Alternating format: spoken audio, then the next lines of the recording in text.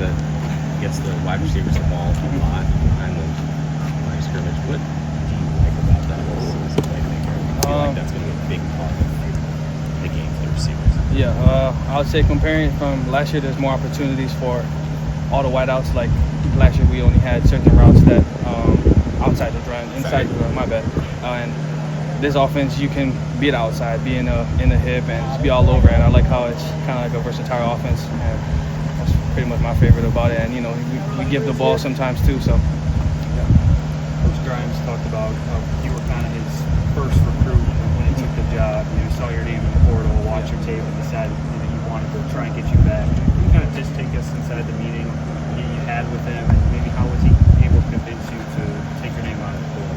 So, long story, I was ready to head over to whatever school I was going to, but you know, he gave me a call. He said, you know, I'd really love to just meet you and just talk ball, and just he wanted to show what he is as an offense and who he is as a person. And kind of find out he knows all my old uncles that he played against because he coached at BYU and they played Hawaii a lot of times. So that kind of was a good thing for me to to come back, and the way he gets playmakers the ball, and like how he loved my film. He said I would get more touches and make more plays and be a more kind of contributor to the offense. How close were you to picking another school before that call came in?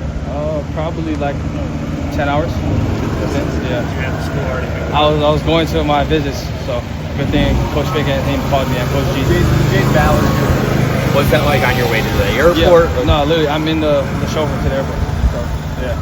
But I got a lot of respect for these guys, so that's why I took us over, turn around, and take it back over there to the facility. So yeah, it was a crazy day for me, but overall, God blessed me when I went back here and I'm happy for it. You knew right away, okay, I'm gonna turn around. That's when he said. That's how I said, telling him that he just wanted to just talk ball, just see who he is and see if I like it. If not, then life goes on. So whatever how it goes. How long was that decision then when you said, I remember the tweet saying I'm back? That same day. Same day? Yeah, but I didn't post it yet. I posted like 2 or 3 days later. So. Gotcha. You were mentioning kind of his vision for you. Kind of, what is his vision for you? He loves to get the playmakers the ball, and he sees me as that. He put my film up on the stuff when I had my meeting when I came back, and he says, you're gonna be making more of these, and you gotta get into the offense. The new plays and stuff is very hard because it's pro style. So he said the 80% mental would be a lot of work for me to do. So. You still playing catch up and trying to learn the offense just because you weren't here. You were here, but not actually taking part in the spring. Was that tough? Yeah, it was tough in the spring, but I'm good now. I kind of when I was getting back, it was that May. I kind of was running a little bit, so I'll tell Billy we go catch ball at like 9 o'clock at night, just do some plays in the stadium. So some of the just some extra work to catches and other stuff. Has it been a relief to be able to actually get out on the field and go full speed? Oh yeah, 100%. I was telling the coaches yesterday. I don't know if you guys seen. I was hitting people. It's been since November. I put on pads and a helmet, so kind of have that drive that you could tell go make a play and get some little dizziness while you're hitting people. So felt good though. Yeah. Luke said sometimes you have to protect you from yourself. Who was that? Luke said that about Luke. Yeah, about trying to. Do you just because your mentality is just 100 miles an hour? Yeah, that's just how I am. Even Coach Reed, every time he walk through, I'm sprinting. He tell me to walk through. So it's kind of it's hard to tell me to stop when I'm just going. I just love I can't really go slow. I like going fast. Has it always been something about you? Yeah, that's how I was growing up. My brother taught me how to play football, and ever since then, he always told me, remember to play the game fast, and kind of just took that to where I am today, and I've always been like that.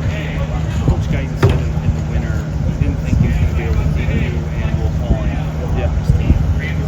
When that spot opened up and then he went to Notre Dame, how did that maybe play a factor in your decision to come back here too, just because that spot was not open? Technically, if you really look, I told I'm back and Will was still here.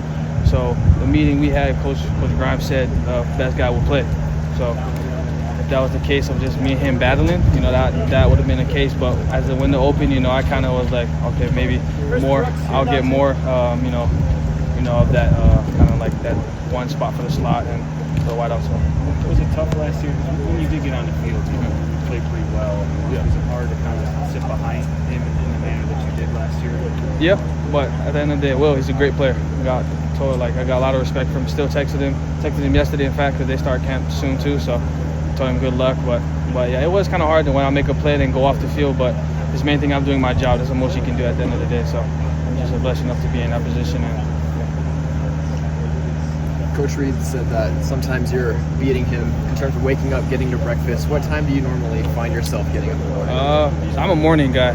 I wake up at 5. I do my little meditation. I like meditation. I read a little Bible scripture, say a little prayer, then I meditate about it, and then just start my day, rehab, and go eat breakfast, and then do a little activation, and stuff's rolling ready in practice. So does that come pretty naturally to you? Yeah, I love waking up early. Like, he always, it was in the spring before I hurt my foot. I'm like we would have, walkthroughs or like lifts at 6. I'll be in the building at like 4:50, and Coach Reed's walking in, that little to the left by the elevator. He would see me working, and he would come down. He's like, what are you doing here? I was like, 1% every day. So I feel those things will help me get better and showcase against our good schedule this year. So going back to your decision to come back, like you said it was the same day after you met with Coach Grimes that yeah. you said you were going back. Then we were like same hour after the call. All right, so did you have to talk to your parents? Like, what was the decision making? Did you text them right away saying like, hey, I just had a call, I really want to stay? Were they part of that conversation? What was So I was leaning towards one school. I was like, yeah, well, I'm going to this school. Like, I'm going to take my visit, I'm going there. Because we had a lot of connection with the staff and stuff. Then literally that next hour, I told my mom, I'm staying with Wisconsin. She was like, wait, what? She called me. I'm like, she's like, where are you? I was like, oh, I'm in the facility right now. And she's like, I thought you were in the short video. I was like, yeah. I told the guy to turn around because it was going to Milwaukee. So we did that. But over us, it was a tough day though. But I prayed a lot, talked to God a lot that day. This isn't the first time you've kind of had a story like this with Wisconsin. So yeah. The new staff came in, you hear from the wide receiver coach, you decommitted, and then flipped right on signing day. Yeah. Just draws you to this place, even though a couple times it's felt like it maybe wasn't going to work out for you. Why did you just decided that this is one for you? Maybe when some other things are telling you no. Well, one, I just love the Big Ten, and two, my friend Nick Herbig, he kind of set the blueprint for me of how this place is, and as I came here and watched games, seeing how they work and how the old staff is similar to this one, just maybe a little bit different, how we carry the culture. But I just love Wisconsin, and I've never knew about Wisconsin until my junior in high school, and I just love the city. Great people, similar to back home, maybe not the food, but everything else is similar. So, and I just feel like home.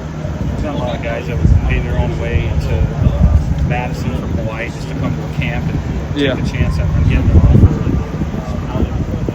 When you did that, what was the experience like for you to kind of bet on yourself and get them to buy in on the outside? Well, at first, I was like really kind of like how you said, betting on myself. I moved to Bishop Gorman and had the number wide receiver there, so I kind of at the moment didn't know I was gonna play. So Nick was saying, if you come here, you will get an offer. So I was like, okay, just you gotta work your tail off. I was like, okay, you know me, I'm gonna do that, and I did that, and it's just it was a blessing from the man above to give me this opportunity.